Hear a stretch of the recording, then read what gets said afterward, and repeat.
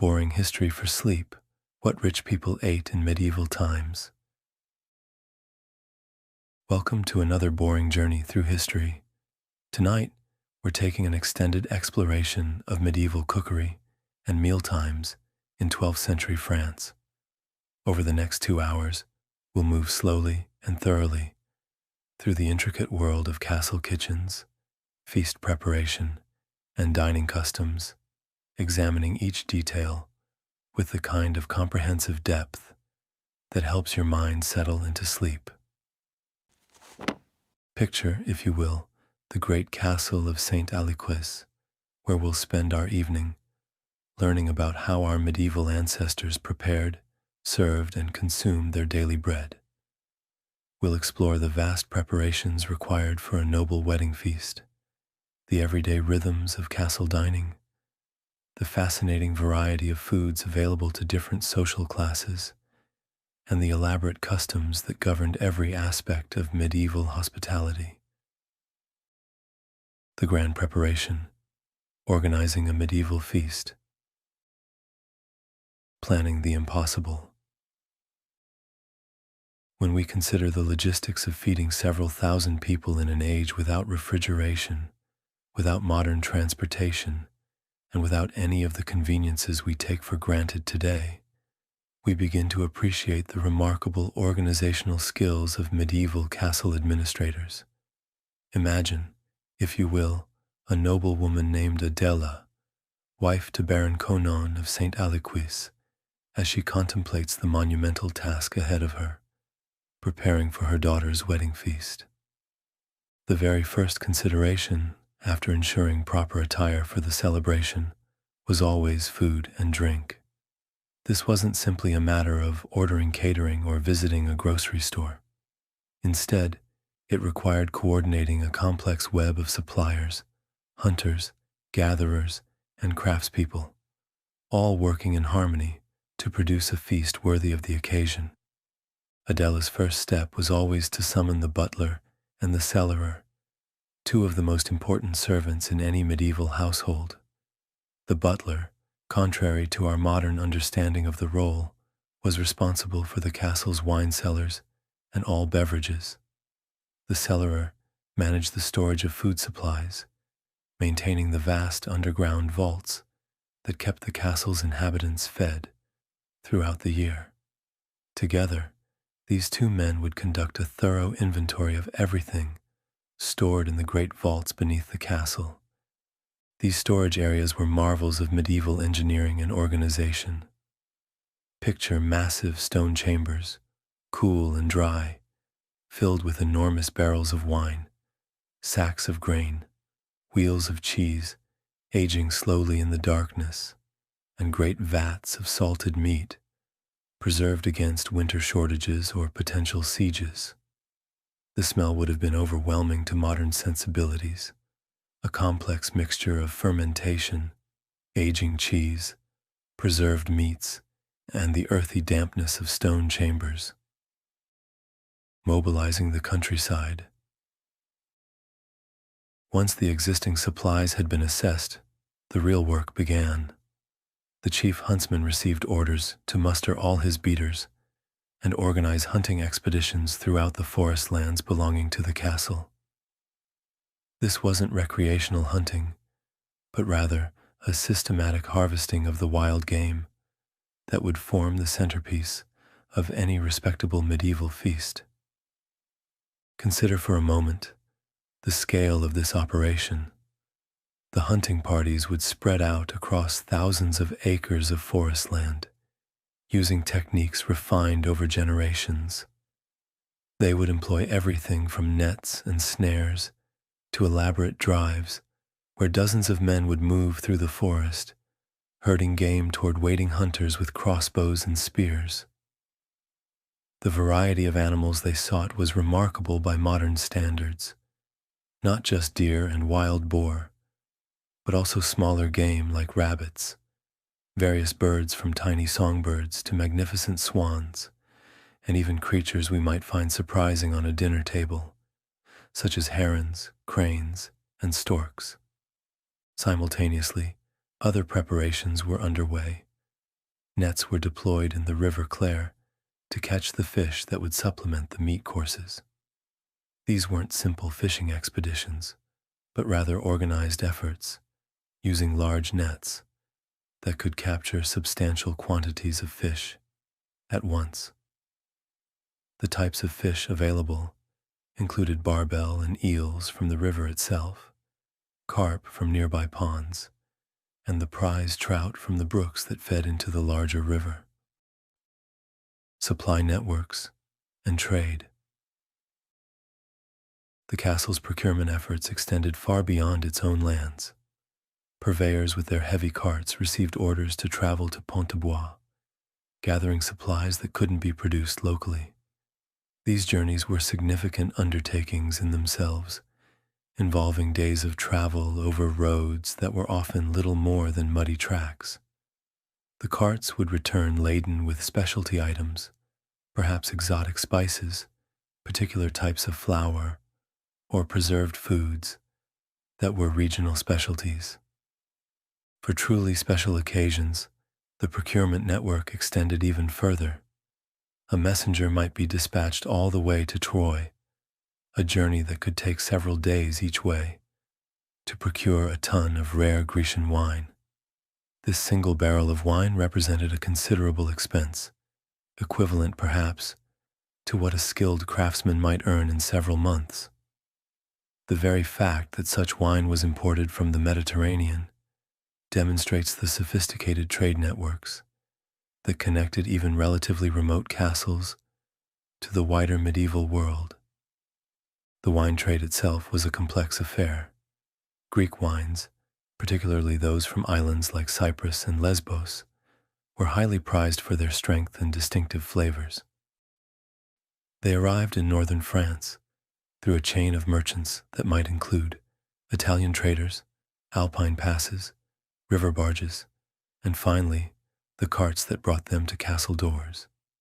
Each step in this journey added to the cost, making such wines true luxury items reserved for the most important occasions. The army of temporary workers. No castle kitchen, however well staffed, could handle the preparation required for a major feast without additional help. All available maids from the surrounding villages would be requisitioned to help with the enormous task of making pasties, those elaborate meat pies that were among the most prized dishes of medieval cuisine. Picture these village women arriving at the castle in the early morning hours, their hands already skilled in the arts of pastry making from their daily bread baking.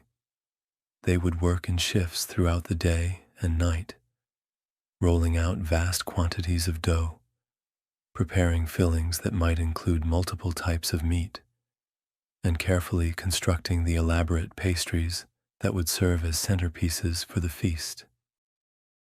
The sheer quantities involved were staggering. A single large pasty might contain several chickens, multiple game birds, bacon, and various seasonings, all encased in a crust that served both as cooking vessel and serving dish. The ovens would run continuously, with careful attention paid to temperature and timing.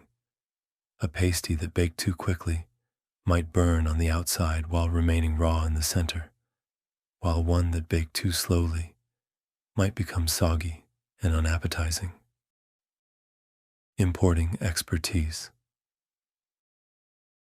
For the most elaborate dishes, even the castle's regular kitchen staff wasn't sufficient. A master cook might be imported from a major city like Paris, bringing with him the knowledge of the latest fashions in cooking and the skills necessary to create the most impressive presentations.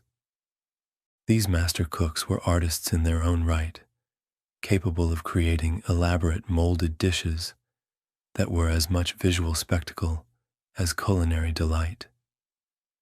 They knew the secrets of making jellies that would hold elaborate shapes, of preparing sauces that would complement specific combinations of meats, and of timing complex cooking operations so that dozens of different dishes would all be ready at precisely the right moment.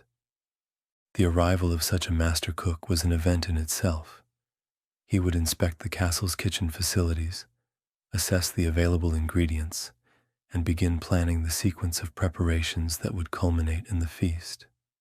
His knowledge extended beyond simple cooking to include the elaborate customs of service, the proper way to present dishes to noble guests, and the symbolic meanings of various foods and preparations. The medieval kitchen, technology and technique. The heart of culinary operations. The kitchen of a great medieval castle was a complex industrial operation, far removed from the cozy domestic kitchens we might imagine. The main fireplace in the Bailey cookhouse was a massive stone structure, large enough that a person could easily walk inside it. This fireplace served multiple purposes simultaneously: roasting, boiling, and even baking, depending on how the fires were arranged and maintained. For major feasts, even this substantial facility proved insufficient. Additional cooking fires would be built in the open air, in the tilt yard or castle gardens. Picture these outdoor cooking areas, great logs burning under iron spits that held whole animals, massive cauldrons suspended over roaring fires, and perspiring servants feeding the flames throughout the day and night. The spit roasting process was both an art and a science. The spits, long iron rods that might hold multiple chickens, geese, or even entire young pigs, had to be turned constantly to ensure even cooking. This was typically the job of the lowest-ranking kitchen servants, often young boys who would spend their entire day turning the heavy spits by hand. The heat was intense, and the work was monotonous, but it was also essential. Meat that was unevenly cooked might spoil quickly in an age without refrigeration. Tools of the trade. Inside the main cookhouse, the master cook commanded an impressive arsenal of specialized tools and equipment. His collection would rival that of any modern professional kitchen, though the tools themselves were quite different from their contemporary counterparts. The basic cooking vessels included pots of various sizes, made from copper, iron, or sometimes even silver, for the most delicate preparations. Trivets, three-legged stands, held pots at the proper height above the coals. A mortar and pestle, essential for grinding spices and preparing sauces, might be carved from a single piece of stone and could weigh as much as a person. The preparation areas included specialized tables for different tasks, one for mincing herbs, with surfaces scarred by countless knife cuts, another for rolling pastry, kept scrupulously clean and dusted with flour, and a third for butchering meat, with channels carved to direct blood away from the work surface. Hanging from hooks and arranged on shelves were the smaller tools of the cook's trade: pot hooks for suspending vessels over the fire, cauldrons of various sizes for different types of stews and soups, frying pans beaten from iron and carefully seasoned to prevent sticking, gridirons for cooking over direct heat, and an array of saucepans for the delicate work of sauce making. Among the more specialized equipment was a pepper mill, a valuable item in an age when pepper was worth more than its weight in silver. There were dressing boards for carving meat, skimmers for removing foam and impurities from broths, ladles of various sizes for serving, and countless other implements, each designed for specific culinary tasks. The kitchen hierarchy. The medieval kitchen operated under a strict hierarchy that reflected the broader social structure of castle life. At the top was the master cook, a figure of considerable authority, who might hold a position equivalent to a minor nobleman. Below him were various specialist cooks responsible for different aspects of meal preparation: the roast cook who managed the spits and open fires, the sauce cook who prepared the complex condiments that were so important to medieval cuisine, and the pastry cook who created the elaborate baked goods that were such an important part of any feast. At the bottom of this hierarchy were the kitchen boys, often local villagers' sons who worked in exchange for food and the possibility of learning a trade. These boys faced hard labor and frequent punishment, but they also received benefits that made their positions desirable despite the harsh conditions. They were allowed to lick the pans clean after cooking, giving them access to rich foods that would otherwise be far beyond their reach. They could gnaw on scraps of meat and taste the elaborate sauces and pastries that graced noble tables. The kitchen boys' duties were varied and demanding. They fed the fires that had to burn continuously, hauled water from wells or streams, carried heavy pots and cauldrons, cleaned the endless array of cooking implements, and served as assistants to the higher-ranking cooks. The work was hot, dangerous, and exhausting, but it provided a path to advancement that few other occupations offered to boys of humble birth. Preservation and storage. In an age without refrigeration, the preservation and storage of food presented constant challenges.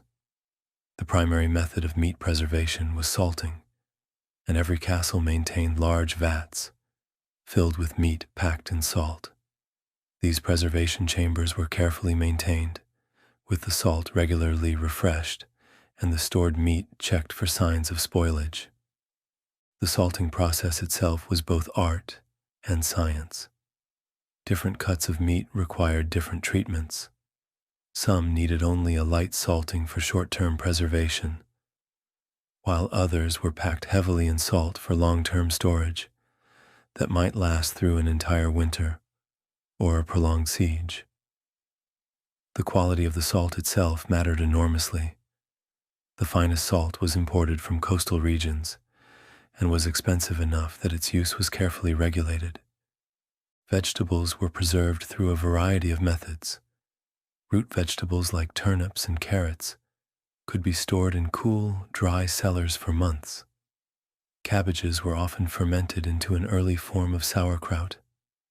Herbs were dried and stored in carefully sealed containers to preserve their flavors and medicinal properties. The storage areas beneath the castle were engineering marvels in their own right. These underground chambers maintained relatively constant temperatures throughout the year, staying cool in summer and avoiding freezing in winter. They were carefully designed to prevent moisture from damaging stored goods, while also preventing them from becoming too dry. The bounty of land and water, medieval food sources. The primacy of meat. Medieval aristocratic cuisine was fundamentally centered around meat, and the variety of animals considered suitable for noble tables was remarkable by modern standards. Beef and mutton formed the foundation of most meals, but these common meats were often overshadowed by more exotic game that demonstrated both the wealth and hunting prowess of the castle's lord. The preparation of beef and mutton was often a same-day affair due to the lack of refrigeration. Picture, if you will, a village butcher arriving at a town late in the day, securing lodging at the local priest's house. To pay for his accommodations, he might slaughter a sheep that very evening, providing fresh mutton for supper. This immediacy was necessary, but also desirable. Medieval palates, while perhaps less sensitive to what we might consider spoilage, still preferred the taste and texture of freshly killed meat. Pork held a special place in medieval cuisine, not least because pigs served multiple functions beyond simply providing meat. Baron Conan's great droves of hogs fattened in his oak forests, feeding on the abundant crops of acorns that fell each autumn. This created a natural cycle where the pigs converted otherwise unusable acorns into valuable protein, while simultaneously serving as the castle's waste disposal system. The ubiquity of pigs in medieval life was remarkable. They roamed freely through castle courtyards and town streets, serving as living garbage disposals that consumed kitchen scraps, human waste, and any other organic matter they encountered. This sanitation role was so important that pigs were allowed to penetrate almost everywhere except the private chambers of the lord and lady. Yet this intimate relationship between humans and pigs occasionally turned deadly. In 1131, the Crown Prince of France met his end in Paris when a pig ran between the legs of his horse as he rode from the Hôtel de Ville to the Church of Saint-Gervais. This incident, while tragic, illustrates just how thoroughly pigs were integrated into the fabric of medieval urban life. Despite widespread beliefs that pork promoted leprosy, a genuine concern in an age when the disease was both common and incurable, people continued to consume it enthusiastically. Pork formed the main substance of the great sausages and black puddings that were particularly popular during Easter celebrations, when the end of Lenten fasting was marked by consuming as much rich, heavy food as possible. Veal was highly prized for its tenderness, as was the flesh of young goats. Lamb, interestingly, was not as favored as we might expect, perhaps because sheep were more valuable for their wool than their meat, in an economy where textiles were extremely valuable commodities. The world of fowl. The medieval appetite for birds of all kinds was truly remarkable, encompassing species that modern diners would find shocking or inedible. Among the most prized were large wading birds, herons, cranes, storks, and cormorants. These birds were particularly valued if they had been taken by hawks, as the hunting method was considered to add to their prestige and flavor. Even birds that we would consider scavengers or pests were welcome at medieval tables. Crows were considered very fair eating, and the great flocks of ravens that gathered around castles and battlefields provided a readily available source of protein. The medieval palate was far less squeamish than our own, and necessity often overrode what we might consider aesthetic considerations. The castle's elegant swans, kept by the mouth of the Rapide River, existed primarily for the kitchen rather than for ornament. These magnificent birds would be prepared for the most important feasts, often presented in elaborate fashion that emphasized their beauty even in death. The preparation of swan was an art form in itself, with the birds sometimes presented as if they were still alive and swimming, their beaks gilded and their bodies silvered. Small birds provided constant protein for castle tables. Thrushes, starlings, blackbirds, quail, partridges, and even cuckoos could be brought down by servants armed with crossbows and snares. Young rabbits were welcome additions to the menu, though older rabbits were considered too tough for any but the lowest-ranking servants. This gave rise to the saying, "An old hare and an old goose are food for the devil." The castle's domestic poultry represented a significant investment and source of pride. Chickens destined for important feasts were fattened by being shut up in dark coops and force-fed, a process that produced birds of exceptional size and richness. The arrival of geese from the fields was itself a spectacle, great honking armies crowding the narrow castle approaches, hissing and biting, but all propelled steadily ahead by the cracking whips of small goose girls who had mastered the art of herding these temperamental birds. Peacocks held the highest place in the hierarchy of feast birds. These magnificent creatures were considered especially suitable as food for the brave, and their preparation and presentation were elaborate affairs. The peacock might be roasted and then reassembled with its full plumage, creating a dish that was as much artistic display as culinary achievement.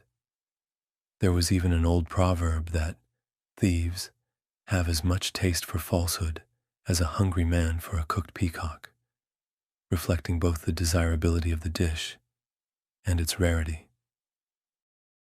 The religious complexity of food. Medieval cuisine was profoundly shaped by religious considerations that seem almost impossibly complex to modern minds. Most Christians believed that birds were of aquatic origin, and therefore, like fish, could be eaten on fast days when meat was forbidden. This theological position was hotly debated and gradually overturned by church authorities, but the transition was slow and often contentious. The rules governing eggs and butter during Lent were particularly intricate. Theologians had declared that hens were aquatic creatures, making their eggs permissible during times when meat was forbidden. However, butter faced different restrictions. It could be eaten during periods of abstinence only if it was freshly churned, unsalted, and not used for cooking purposes. These religious dietary restrictions created a parallel cuisine that was every bit as elaborate as the meat-based feasts of ordinary times. A typical fast day banquet might begin with roast apples garnished with sorrel and rosemary, followed by rich soups made from multiple types of fish: trout, herring, eels that had been salted for exactly 24 hours, and salt whiting soaked for precisely 12 hours would be combined with almonds, ginger, saffron, and cinnamon powder to create complex and flavorful dishes. When possible, fresh ocean fish would be brought inland: soles, congers, turbots, and salmon, though these were often available only in salted form by the time they reached inland castles. Rivers provided their own bounty: pike, preferably with roe, carp, and bream. Side dishes might include lampreys, porpoise, mackerel, and shad, often served with sauces made from crab apple juice, rice, and fried almonds. The fruits of garden and forest. While medieval noble cuisine was heavily focused on meat, vegetables played important supporting roles, particularly for the poorer members of society who could afford meat only on special occasions. Castle gardens and the surrounding countryside provided a surprising variety of vegetables, including almost everything familiar to modern gardens except the potato, which would not arrive in Europe for several more centuries. Onions and garlic were fundamental to medieval cooking, providing both flavor and preservation qualities that were particularly valued in an age without refrigeration. Cabbages came in several varieties: Roman white cabbages, huge Easter cabbages, and the especially prized scentless cabbages, renowned for their excellent aroma.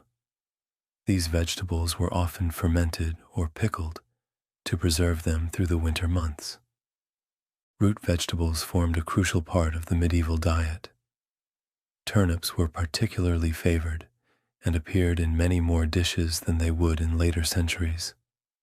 Carrots, beets, and parsnips provided essential nutrition during the long winter months when fresh foods were scarce. Artichokes, considered a delicacy, were grown in the finest castle gardens. Legumes provided crucial protein for those who couldn't afford meat regularly. Lentils, both long and broad beans, and peas were dietary staples that could be dried and stored through the winter. These crops also played an important role in agriculture, as their ability to fix nitrogen in the soil made them valuable for maintaining soil fertility in an age before chemical fertilizers. Leafy vegetables included lettuce, parsley, and watercress, often combined into salads that were particularly popular during Lent. Cucumbers were grown, despite beliefs that they could cause fever, a testament to their popularity. and the gardener's confidence in their cultivation methods. The herb garden was perhaps the most important part of any castle's food production system. Here grew the marjoram, sage, and sweet basil that flavored soups and stews.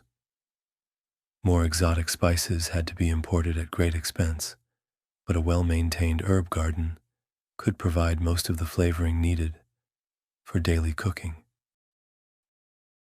The staff of life, bread and grains. The social hierarchy of bread. Perhaps no single food item better illustrated the rigid social hierarchies of medieval life than bread.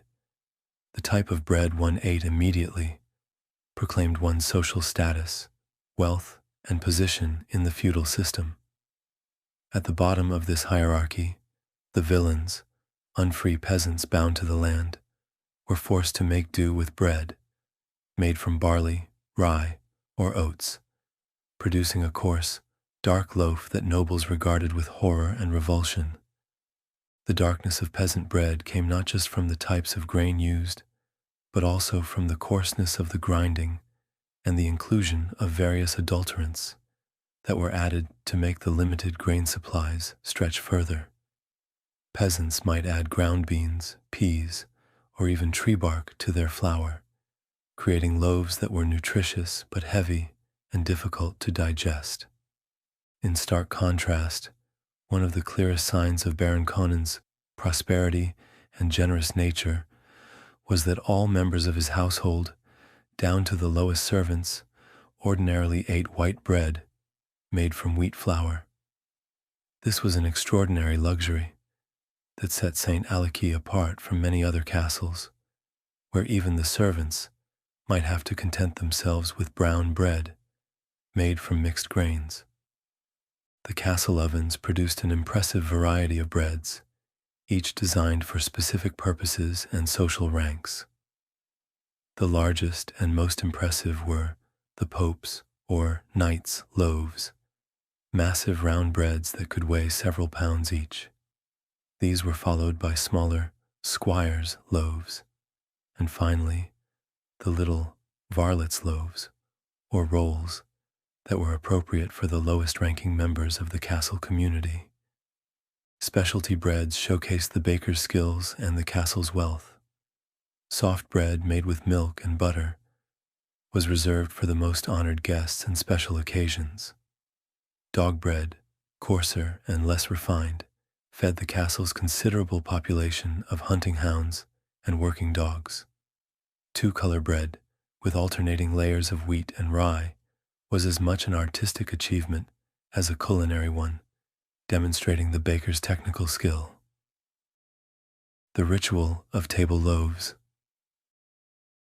Table loaves served a function that modern diners might find surprising. These were sizable pieces of bread spread around the dining tables, not primarily for eating, but for use in an elaborate social ritual that demonstrated courtesy and proper breeding.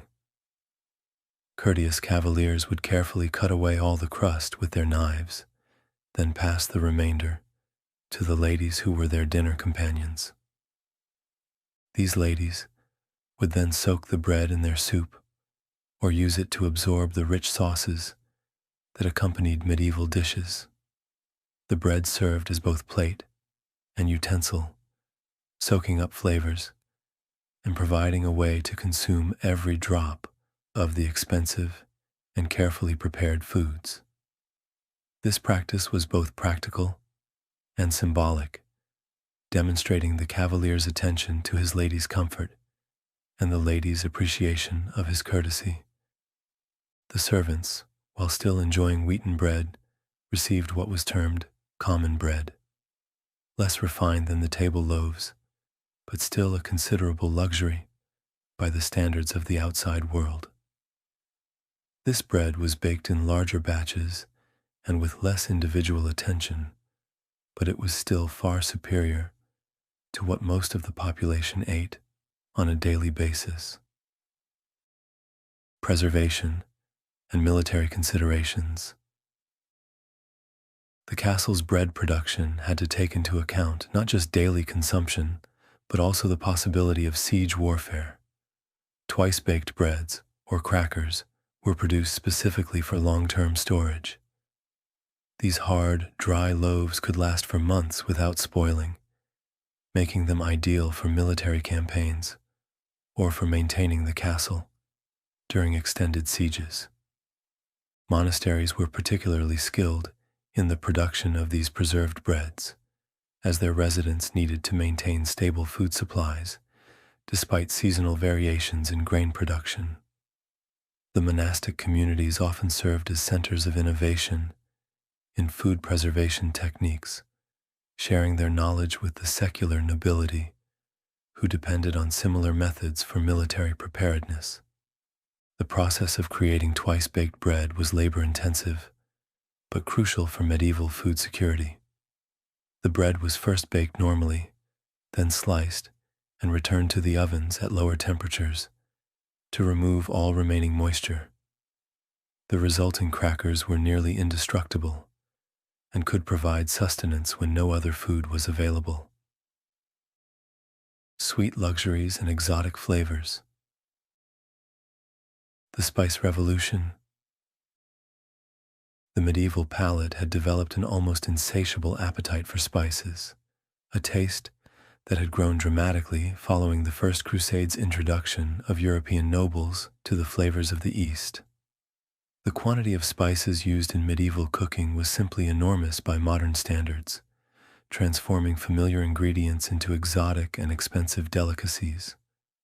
Pepper was the king of spices, so valuable that it was often used as currency and stored with the same care as precious metals.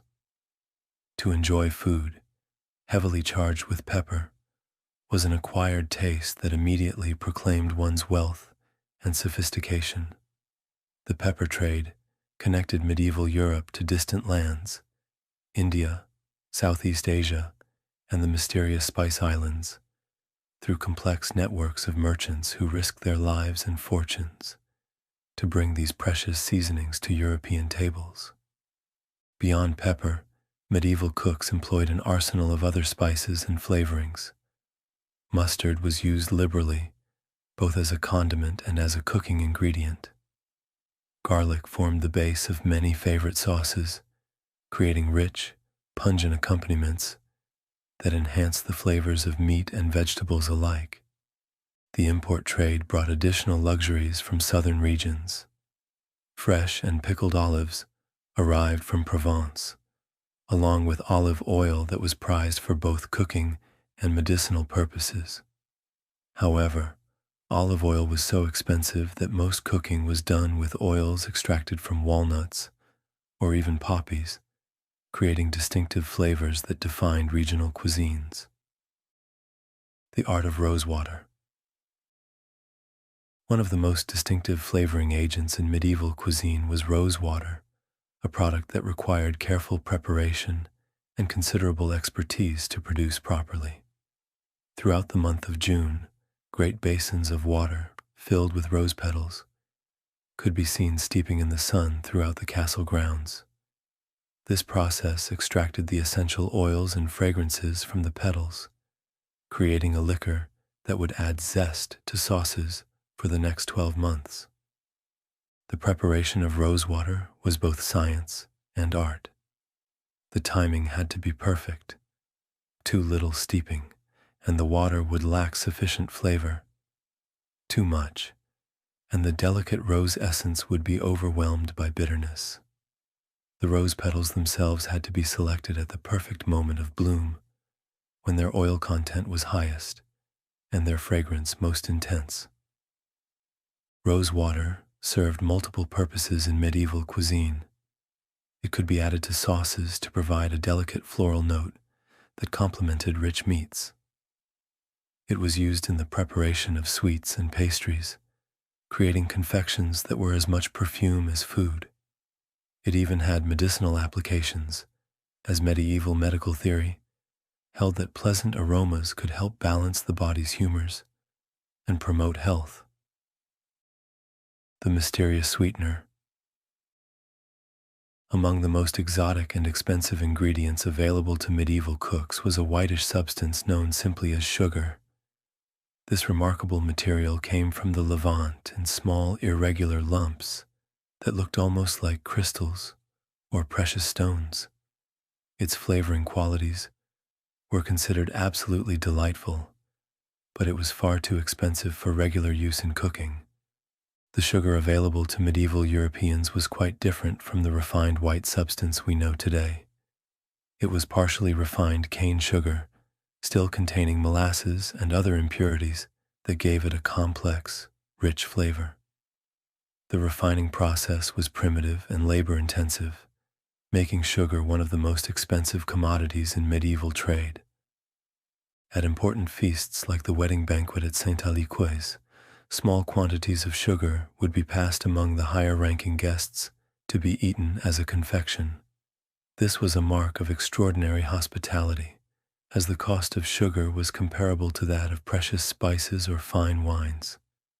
Each guest would receive only a small piece, to be savored slowly and appreciated as much for its rarity as for its sweetness. For ordinary sweetening purposes, medieval cooks relied on honey, just as the Greeks and Romans had done centuries before. The monastery's well-kept beehives provided a steady supply of this golden sweetener, which was not only more affordable than sugar, but also believed to have medicinal properties.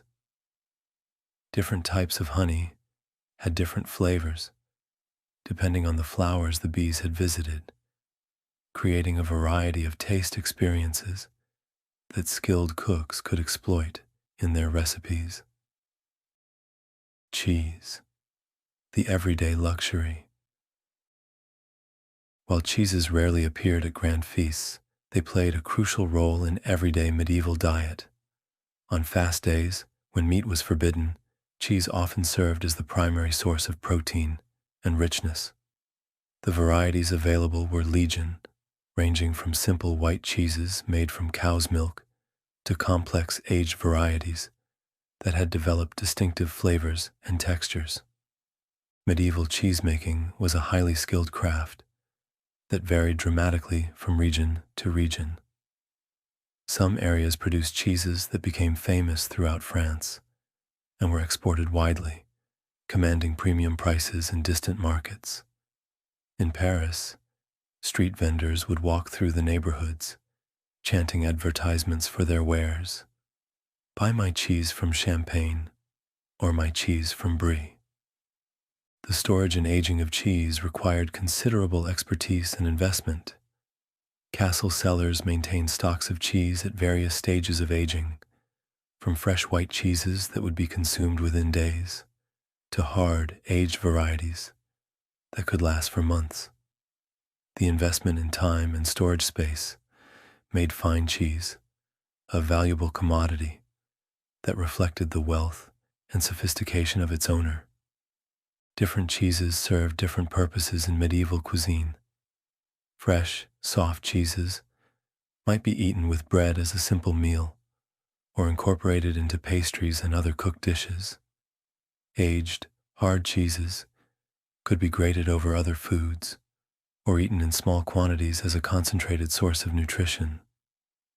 The variety of textures and flavors available allowed medieval cooks to create complex taste experiences, even when working with relatively simple ingredients.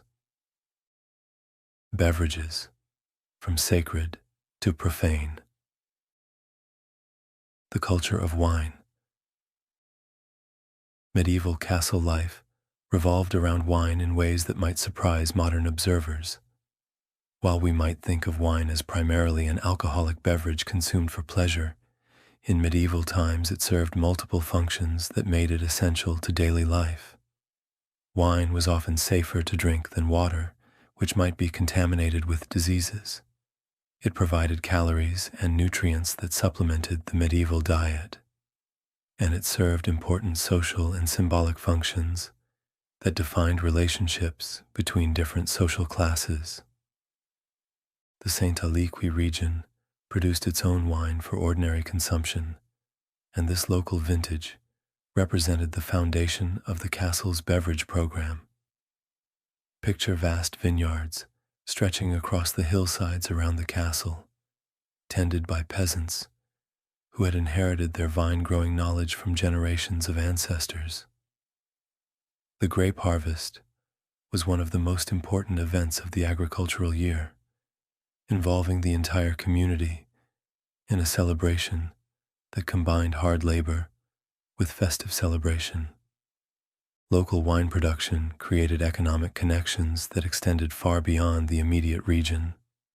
Some of the St. Aliquis wine was shipped to Paris and even exported to distant markets in Flanders and England. This trade connected the castle to international commercial networks and brought in the silver and gold that funded other aspects of castle life. However, local wine was just the beginning of the castle's beverage collection. The more famous vintages of other French regions commanded premium prices and were reserved for special occasions. Wine from Gascony, Saintonge, Mâcon, Reims, the Marne region, and the Orléanais each had distinctive characteristics that medieval palates could distinguish and appreciate. The most desirable French wine was that of Saint-Pourçain in Auvergne, and Baron Conon maintained a carefully cherished tun of this precious vintage in his cellars. This wine was so highly regarded that poems were written in its praise, celebrating it as a beverage which you drink for the good of your health. The storage and preservation of such valuable wine required considerable expertise and investment in proper cellaring facilities. International luxury beverages. For occasions of the greatest state and ceremony, imported wines from distant lands would be produced to demonstrate the host's wealth and international connections. These exotic beverages were valued as much for their rarity and expense as for their taste, serving as visible symbols of the host's ability to command resources from across the known world. Heady Cyprian and Lesbian wines from the Levant represented the ultimate in luxury beverages. These wines had traveled thousands of miles, changing hands multiple times, and accumulating costs at each stage of their journey. By the time they reached a French castle, they represented investments comparable to the cost of a war horse or a year's income for a skilled craftsman. Spanish Aquilian wine and German Rhenish provided additional options for hosts seeking to impress their guests with international sophistication. The Rhenish wines, being less distant, were somewhat more affordable than the Mediterranean varieties, but they still represented significant luxury items that were brought out only for the most important occasions. The serving of these imported wines was itself an elaborate ceremony. Special goblets might be used, and the wine would be presented with appropriate fanfare to ensure that all guests understood the magnitude of the hospitality being offered. The host might explain the wine's origins and the difficulties involved in obtaining it, turning the beverage service into a form of entertainment and education. The world of fermented alternatives. Wine wasn't the only alcoholic beverage available to medieval castle dwellers. In northern France, the region around St. Aliquis represented a dividing zone between the land of the winepress and the land of the brewhouse, creating a culture where both wine and beer were produced and consumed regularly. Beer production was a major operation that required dedicated facilities and considerable expertise. The castle maintained a great brewhouse that rivaled the monastery's brewing operation. Medieval beer was quite different from modern varieties, being made exclusively from barley, without the hops that would later become standard. This created a sweeter, less bitter beverage that modern beer drinkers might find surprisingly mild. The brewing process itself was both art and science, requiring careful attention to temperature, timing, and ingredients. The barley had to be malted, allowed to germinate and then dried, to convert its starches into fermentable sugars. The brewing water had to be of good quality, which was one reason why monasteries and castles were often located near reliable springs or clean streams. Different grades of beer served different social functions. Really fine beer was called God ale, derived from the German words for good and ale, or sometimes double beer, for its strength and quality. This premium beverage was reserved for special occasions and honored guests. Common beer, known as small beer, had lower alcohol content and served as the everyday beverage for castle inhabitants of all ranks. The influence of the Crusades had reached even into brewing practices. Spiced beer was growing in popularity, charged with exotic ingredients like juniper, resin, gentian, cinnamon, and other aromatics imported from distant lands. These additions transformed the original taste so completely that the resulting beverage bore little resemblance to traditional beer, creating entirely new categories of fermented drinks. Regional specialties and unusual beverages. The seasonal cycle brought its own beverage traditions, particularly in autumn, when the apple and pear harvests provided raw materials for cider and perry production. The peasants would engage in enthusiastic cider making that often led to spectacular drunkenness when these beverages fermented and became alcoholic. However, outside of Normandy, where cider was a regional specialty, these fruit-based drinks seldom appealed to castlefolk who preferred the more sophisticated flavors of wine and beer. The medieval beverage repertoire included many drinks that we would barely recognize today. Substitute wines were common, really infusions of herbs like wormwood, hyssop, and rosemary that were consumed primarily for their supposed medicinal benefits. These herbal drinks were believed to clear the system and promote health, reflecting the medieval understanding of medicine that emphasized the balance of bodily humors. More appealing to modern tastes would have been nectar, a sweet drink made from spices, Asiatic aromatics, and honey. This beverage represented a significant investment in imported ingredients and was genuinely popular among those who could afford it. The preparation required skill in balancing the various flavoring elements to create a harmonious and pleasant drink. One of the most unusual beverages consumed at St. Alekis was syrah, made from buttermilk that was fermented, boiled with onions and garlic, then cooled in closed vessels. The resulting drink was, according to contemporary accounts, definitely an acquired taste that strangers found difficult to enjoy.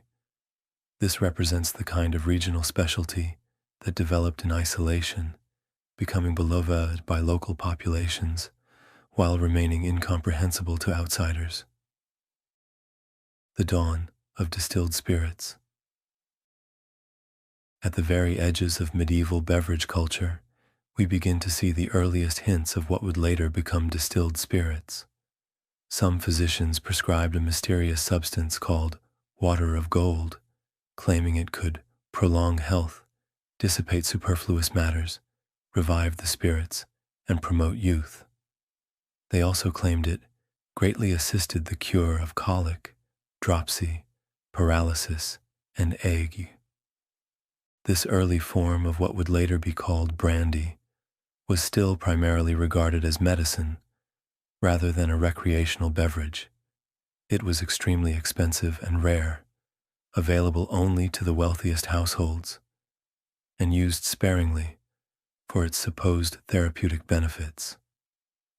The distillation process was not yet well understood, and the resulting spirits were crude compared to later developments in the art. The very existence of such beverages points to the experimental nature of medieval cuisine and the constant search for new luxury items that could demonstrate wealth and sophistication. Physicians and alchemists were constantly seeking new substances that might have beneficial effects, and the line between medicine and cuisine was often blurred in ways that would seem strange to modern sensibilities. Daily rhythms, the pattern of medieval meals. Morning beginnings.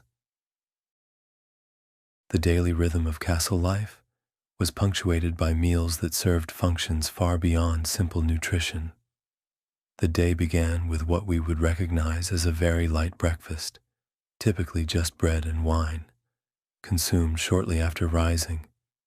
This modest meal provided just enough sustenance to begin the day's activities, without the heavy feeling that would interfere with morning tasks.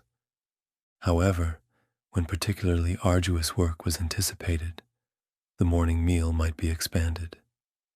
Picture, if you will, a young squire approaching his lord early in the morning, carrying a favorite pasty because, as the epic poetry of the time noted, eating early in the morning brings health and gives one greater courage and spirit.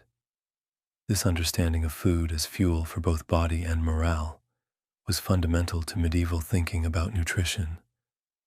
The timing of the main meal of the day, dinner, might surprise modern diners. This substantial repast could begin as early as 9 in the morning, reflecting a daily schedule that was organized around the natural rhythms of daylight and the demands of agricultural and military life. The early timing of dinner meant that a good part of the day's business would be conducted after this heavy meal, as people worked off the effects of substantial eating. Evening customs. The evening meal presented interesting variations depending on circumstances and the social obligations of the household. Sometimes, when dinner had been served late in the day, no regular supper would be provided. Instead, when guests retired for the night, attendants would bring cakes, fruits, and wine to their chambers. This practice reflected the medieval understanding that heavy eating late in the day was unhealthy and could interfere with sleep. The approach to guest hospitality was characterized by abundance and insistence that bordered on the aggressive. Medieval hosts considered it their duty to make guests eat and drink as much as possible, sometimes employing elaborate deceptions to ensure that visitors consumed more than they might have chosen. There's a remarkable story of the Count of Guernes, who was so determined to be hospitable that he not only forced any knight passing through his lands to attend a feast, but also kept quantities of white wine always available, so that when visitors asked to have their red wine diluted with water, they could be deceived by seeing white liquid mixed into their goblets. In this way, he once succeeded in rendering an entire bishop's retinue gloriously intoxicated. The philosophy of perfect dining. Medieval thinkers gave considerable attention to the elements that made for an ideal dining experience. Consider the thoughtful analysis provided by Bartolomeus of Granvilla, who identified 12 essential requirements for a perfect banquet. These requirements reveal the sophisticated understanding medieval hosts had of the complex factors that contributed to successful entertaining. The first requirement was a suitable hour, not too early nor too late, reflecting the understanding that timing was crucial to the success of any gathering. The second was a pleasant place, acknowledging that environment profoundly affected the dining experience. A gracious and liberal host was the third requirement, emphasizing the personal qualities that made hospitality successful. Plenty to eat, allowing guests to choose their preferred dishes, formed the fourth requirement, while the fifth ensured the same abundance applied to beverages. Willing servants were the sixth necessity, recognizing that reluctant or surly service could destroy even the finest meal. Agreeable company was the seventh requirement, acknowledging that the social dynamics of the gathering were as important as the food and drink. Pleasant music, the eighth requirement, reflected the medieval understanding that all the senses should be engaged in creating a memorable experience. Plenty of light was the ninth necessity, important in an age when artificial lighting was expensive and often inadequate. Good cooking, surprisingly, was only the 10th requirement, suggesting that while important, culinary skill was just one element among many that contributed to successful entertaining.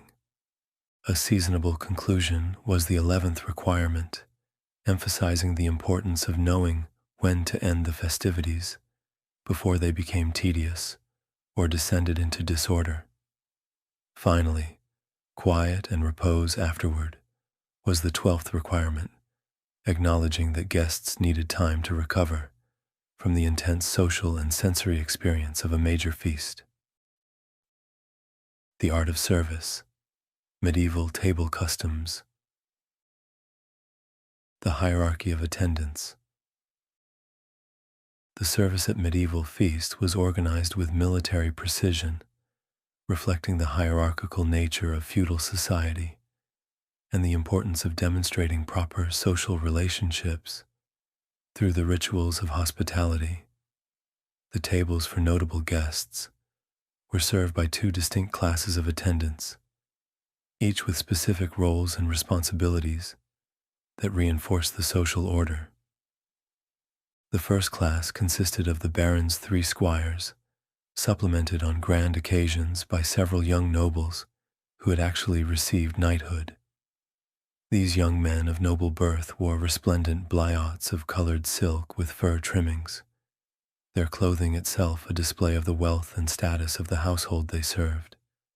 Most dishes would be passed to them by the second class of servants, soberly clad villains of peasant stock, then presented on bended knee by noble hands to noble guests. This elaborate system ensured that food never passed directly from peasant hands to noble mouths, maintaining the social distinctions that were considered essential to proper order. The young nobles who served at table were not diminished by this service. Rather, they were fulfilling an important part of their education and demonstrating their worthiness to eventually command others. The entire service operation was supervised by Sire Eustace, the old seneschal, who commanded his platoons of attendants with the same precision he might use to organize the castle's military defenses. His experience and authority ensured that service proceeded smoothly, even when hundreds of guests had to be fed simultaneously. The education of service. For young nobles, learning to wait at table was an essential part of their education, a skill they might need to employ throughout their lives unless they achieved the highest ranks of nobility.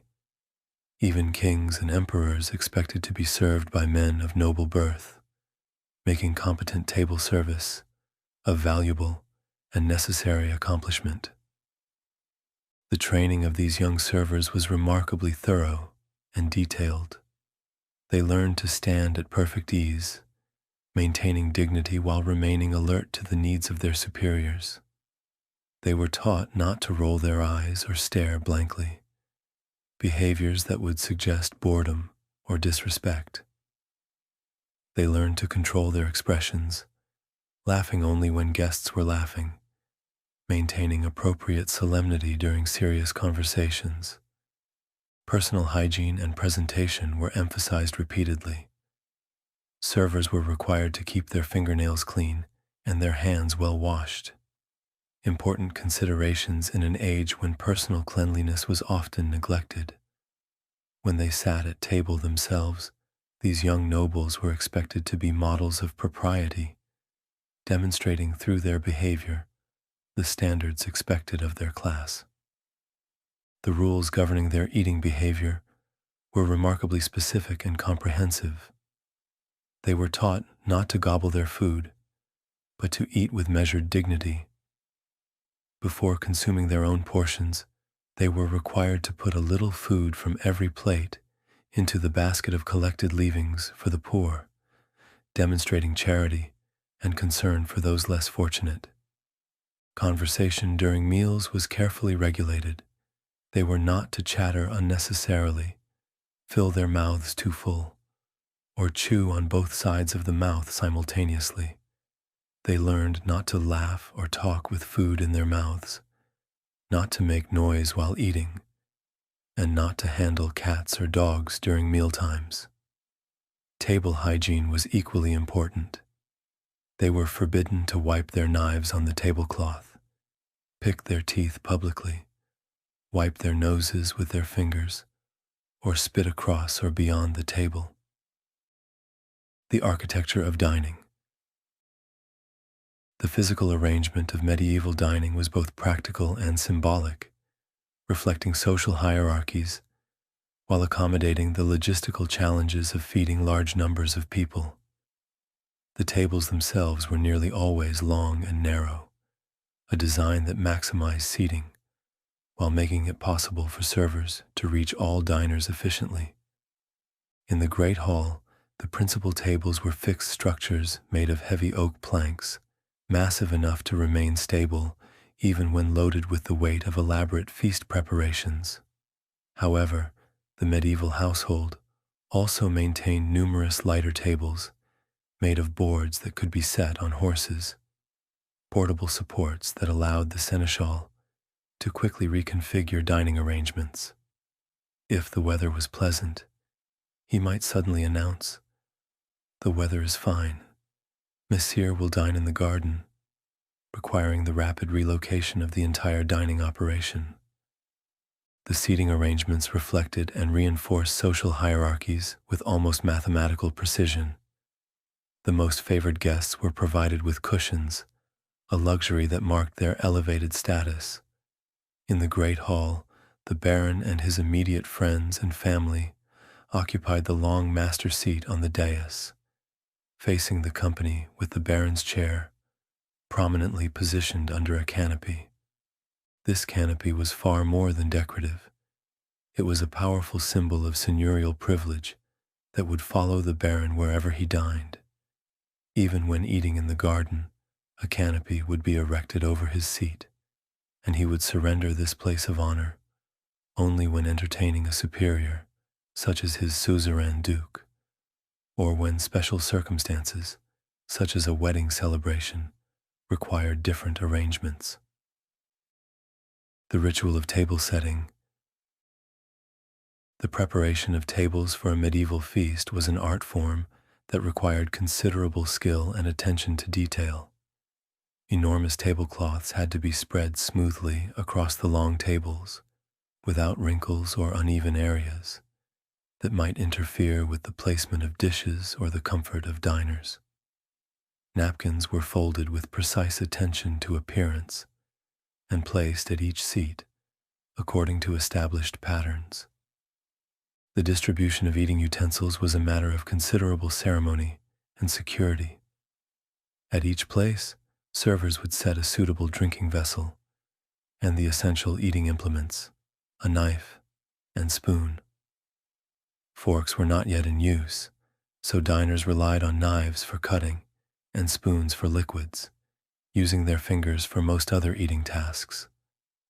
These utensils, made of gold or silver, represented a significant portion of the castle's portable wealth. The seneschal personally supervised their distribution and was responsible for counting every piece both before and after the meal.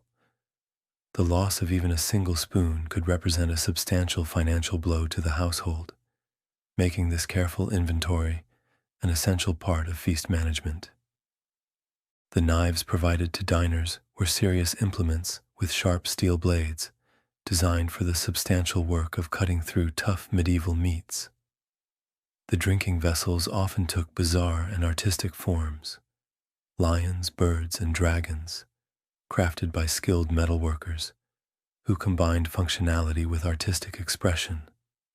For guests of lower rank, there were huge cups carved from wood and large jacks, made of leather, materials that were less valuable but still functional. At every place, servers would set a good-sized cake made of fine white flour, which would serve multiple purposes during the meal. Between every two places, there would be a large porringer made of pewter or silver, designed to be shared by each pair of guests. This sharing arrangement was both economical and social, requiring diners to coordinate their eating and creating opportunities for conversation and interaction. The ceremony of entry. The transition from everyday life to the formal world of the feast was marked by elaborate ceremonies that prepared guests for the special experience ahead. The signal for the meal was always the loud blast of trumpets, a sound that sent both mighty and humble bustling toward the dining area, whether it was located in the garden or the great hall. On ordinary days, the process was relatively informal, characterized by good-natured jostling and scrambling as hungry people responded to their appetites. Medieval people lived close to nature and were always conscious of their physical needs, making the call to meals an urgent and welcome sound. However, wedding feasts and other grand occasions required more elaborate procedures. Upon entering the special banqueting tent, each guest was met by two handsome varlets who performed the essential ritual of hand-washing. The first servant held a water jug and small basin, pouring water dexterously over each guest's fingers. The second varlet immediately wiped the hands dry, ensuring that no guest proceeded to table with wet or dirty hands. This hand-washing ceremony was far more than a hygienic necessity. It was an important social ritual that provided opportunities for interaction and even flirtation among young people. During their betrothal, Olivier and Aliénor had found great delight in passing the towel to each other during this preliminary ceremony, using the required ritual as an excuse for intimate contact and meaningful glances. Each guest waited patiently until all persons ahead in the line of precedence had enjoyed this courtesy, reinforcing social hierarchies even in this simple preliminary to the meal. The order of precedence was strictly observed, visiting clergy first, then visiting knights, then the seigneur's family, and so forth, down the social hierarchy. The diplomacy of seating. The placement of guests at medieval feast was a matter of supreme diplomatic importance that could have consequences extending far beyond the immediate social gathering. The deliberations between Baron Conon and the sage sire Eustace over seating arrangements represented some of the most delicate negotiations in medieval social life. Certain positions were standardized by protocol and tradition. At Olivier's wedding feast, the bride and groom naturally took the place of honor under the canopy. The officiating bishop sat at Olivier's right hand, reflecting the church's high status in medieval society. The suzerain Duke of Quelquepart sat at the bishop's right, while Olivier's left was occupied by the bride and the Count and Countess of Persain. However, beyond these obvious placements, the seating arrangements became intensely complex and politically sensitive. The presence of a dozen other counts and barons, each accompanied by their wives, created a diplomatic nightmare. Each guest had to be seated according to their relative rank, wealth, and relationship to the host. But these factors often conflicted with each other in ways that made perfect solutions impossible. The consequences of seating mistakes could be severe and long-lasting. Blood feuds had actually started from failures to seat guests properly, as nobles interpreted their table placement as a public statement of their relative worth and status. Would the old rival Fortvert accept being seated farther from the canopy than the Count of Marek, who was richer and of more ancient lineage? Such questions required supreme diplomatic skill and intimate knowledge of the complex web of relationships among the feudal nobility. The pairing of dining companions added another layer of complexity to these arrangements. Medieval custom required that, as far as possible, a lady be placed beside each cavalier. These pairs would share the same dish and the same goblet throughout the entire feast, making the selection of partners a matter that could affect personal relationships for years to come. The choice of dining partner was obviously another opportunity for testing one's social skills and political acumen. The grand performance, serving the wedding banquet. The ceremonial beginning. The commencement of the wedding feast was itself a theatrical performance designed to honor the bridal couple, while demonstrating the wealth and organizational capabilities of the host. After grace was offered by the bishop, a reminder of the religious framework that governed all aspects of medieval life, an endless procession began between the cookhouse and the banqueting place. Picture this elaborate choreography. Boys running with great dishes, their faces flushed with excitement and exertion, committing their precious burdens to more official servitors who would carry them to the guests. The entire operation required split-second timing and coordination, as hundreds of dishes had to be prepared, transported, and served while still at the proper temperature. The entrance of the first course was a solemn moment that marked the true beginning of the feast. The bridal tent fell silent as, with a clash of cymbals and a bray of trumpets, Sire Eustace appeared in the entrance wearing a bright scarlet blayot and waving his white wand of office. Behind him came all the squires and upper servants, each carrying shoulder-high a huge dish of some specially prepared delicacy. This ceremonial entrance served multiple purposes beyond the practical necessity of bringing food to the table. It demonstrated the hierarchical organization of the household, showcased the wealth invested in the feast, and provided a moment of theater that heightened the emotional impact of the occasion. The clash of cymbals and bray of trumpets announced to everyone present that this was no ordinary meal, but a celebration worthy of the most elaborate presentation. The art of carving. The presentation of the great haunch of stag that anchored the first course required considerable skill and ceremony.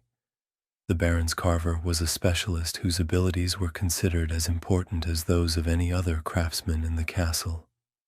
He held the meat by 2 fingers and a thumb, the absence of forks requiring a delicate touch that could control the meat while wielding the carving knife with surgical precision. 2 jongleurs provided musical accompaniment to this carving ceremony, their flutes creating a festive atmosphere while the carver performed his skilled work.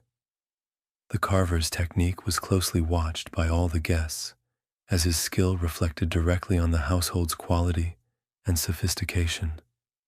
A clumsy carver could ruin even the finest meat, while a master carver could make even ordinary joints appear magnificent. The cupbearers faced their own challenges in maintaining the dignity of the service.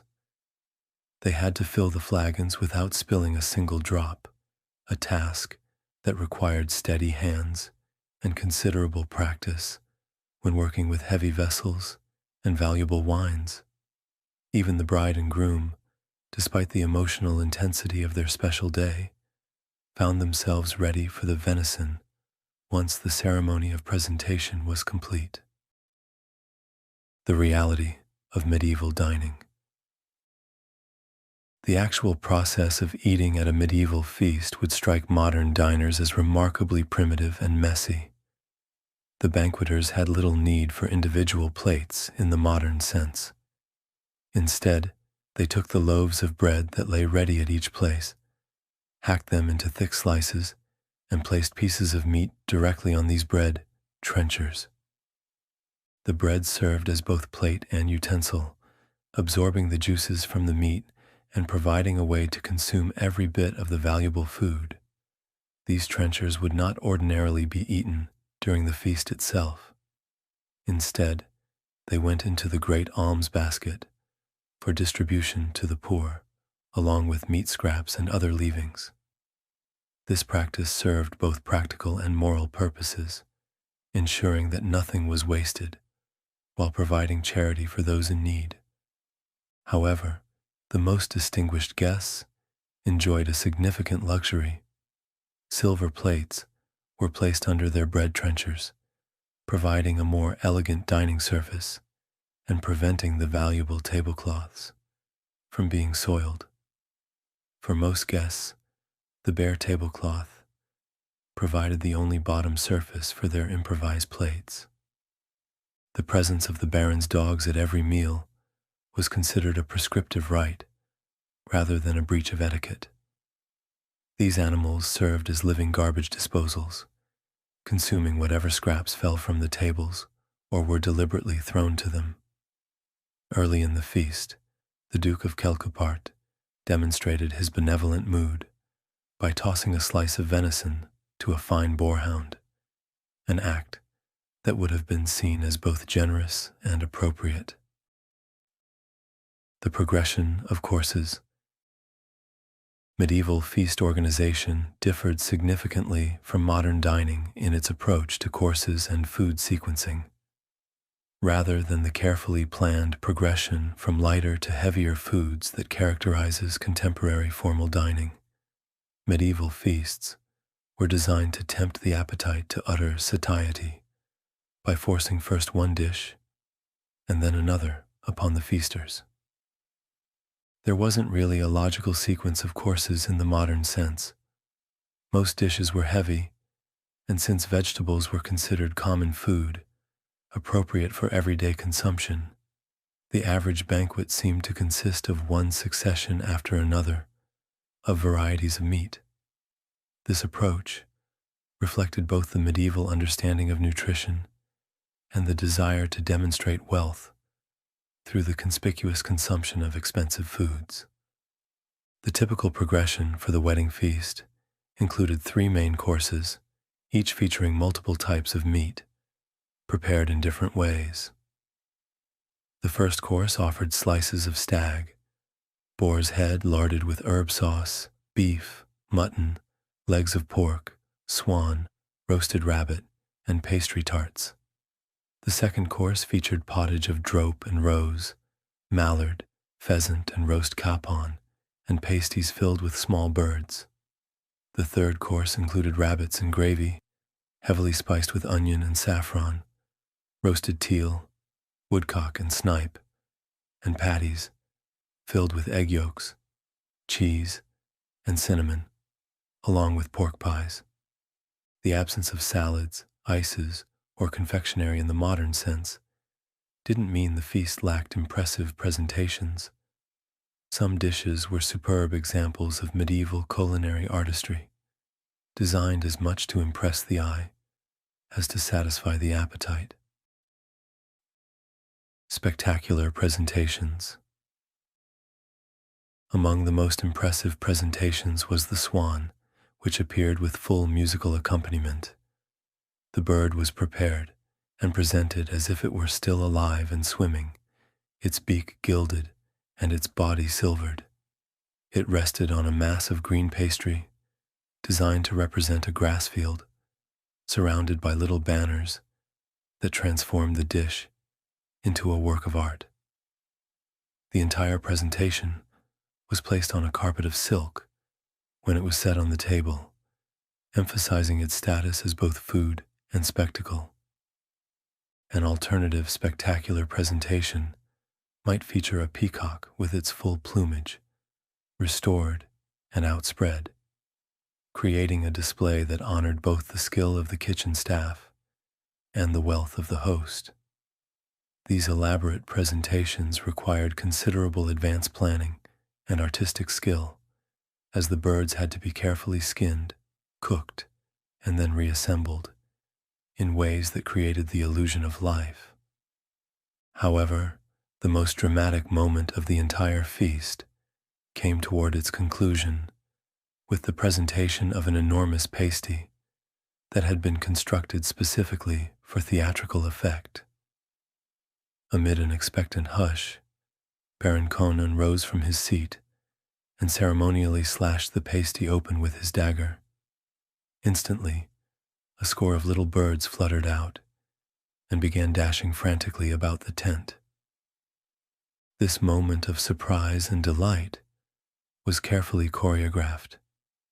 Immediately, the Baron's falconers, who had been standing ready at the entrance, stepped forward with grins of anticipation. They unhooded a second score of hawks, which in a twinkling pounced after the trapped birds and killed them to the shouts and delight of the feasters right above the dining tables. The resulting confusion was part of the entertainment, rustling by the ladies, merry scrambling by the men, and general excitement as the squawking hawks were eventually caught, hooded, and taken away.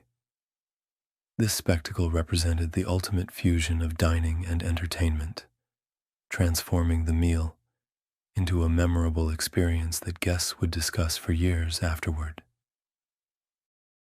The constant din of celebration.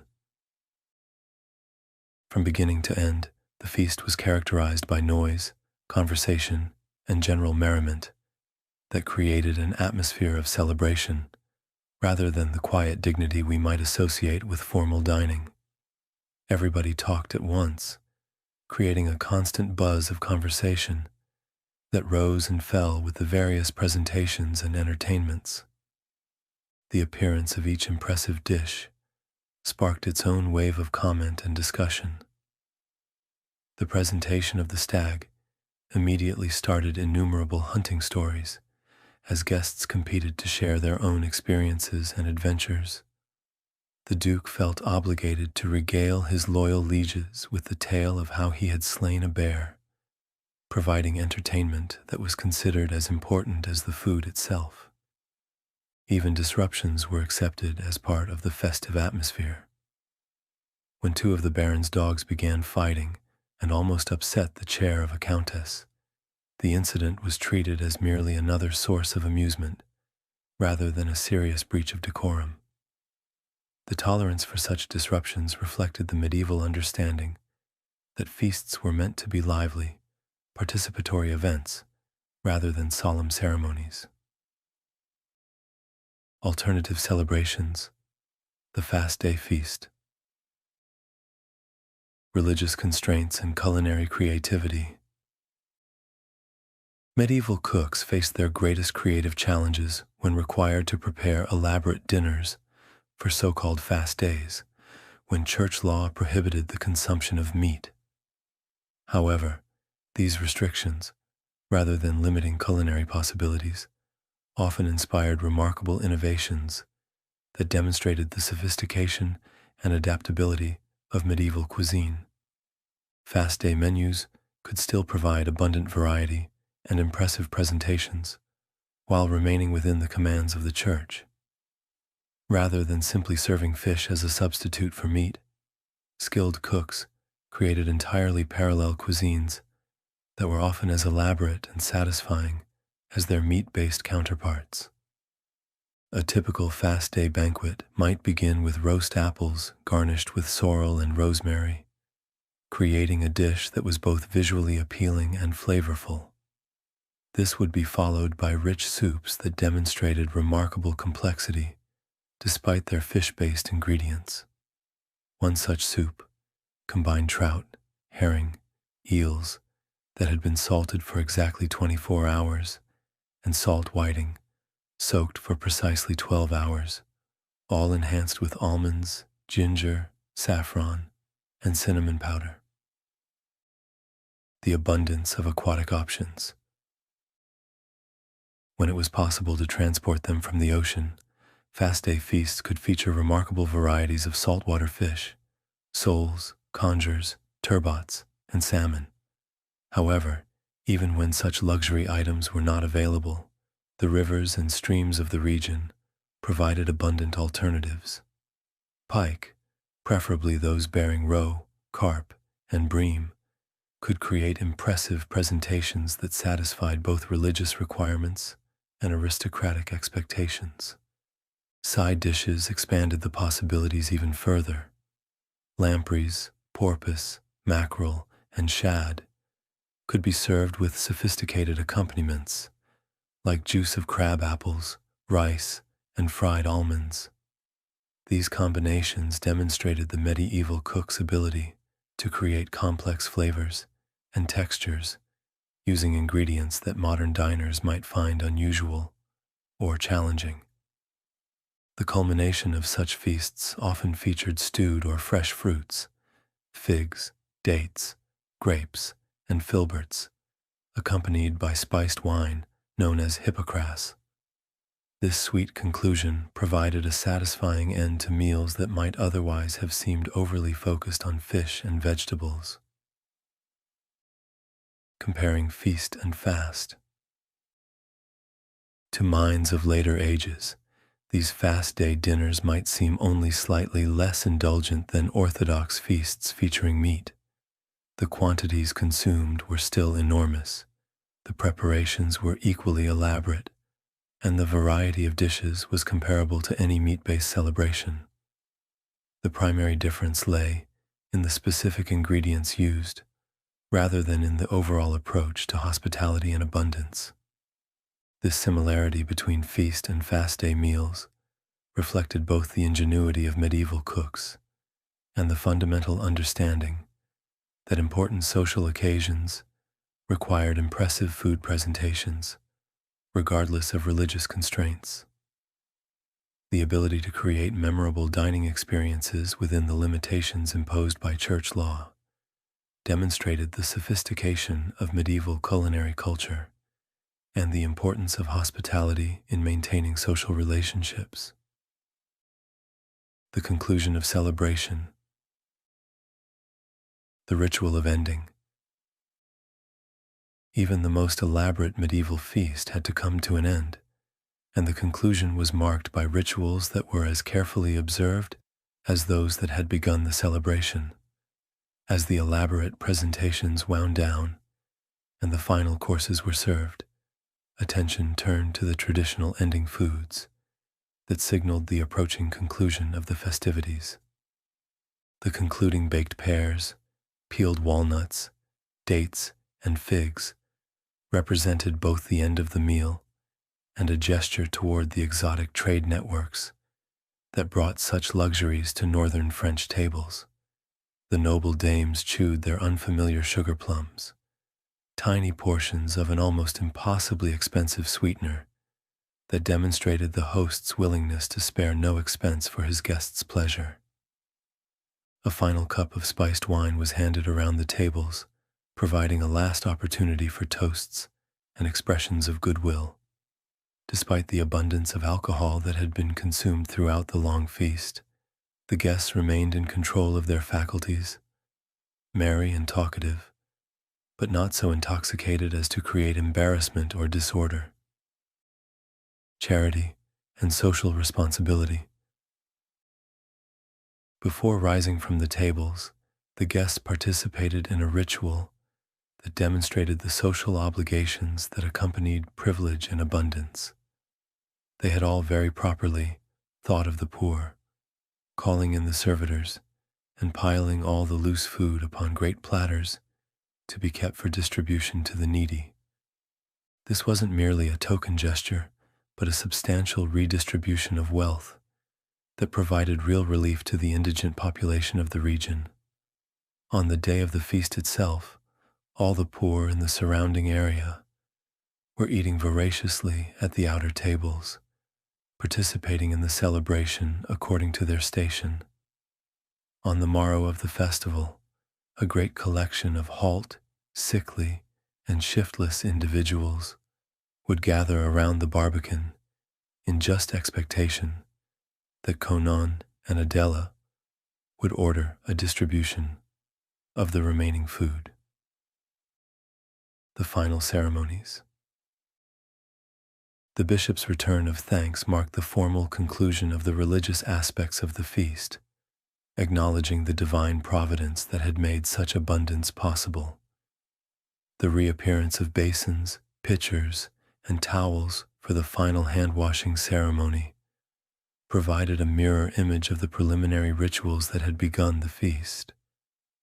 As guests rose from the tables, they faced choices that reflected their individual interests and energy levels.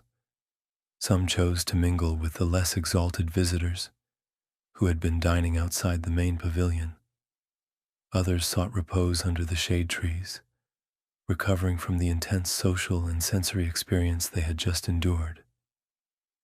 Many gravitated toward the jongleurs who were tuning their instruments, preparing for the musical entertainment that would continue the celebration.